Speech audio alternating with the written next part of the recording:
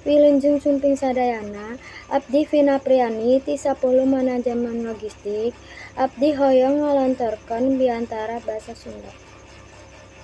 Assalamualaikum warahmatullahi wabarakatuh.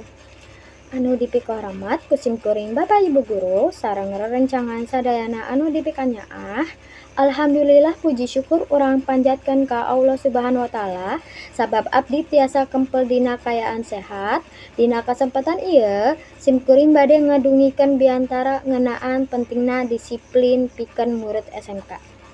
Rerencangan sadayana salaku murid SMK abdi diajar sanes ngan ukur teori, tapi oge praktek anu bakal dipake di dunia pegawean.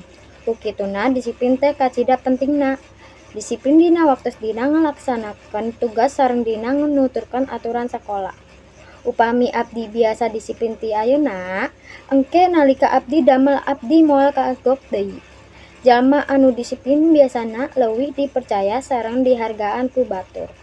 Ku sebab eta, hayu urang tingkatkeun disiplin dina kahirupan sapopoe. Sangkan urang tiasa ngahontral cita-cita. Hampunten bilih aya kecap nu kirang marenah. Wassalamualaikum warahmatullahi wabarakatuh.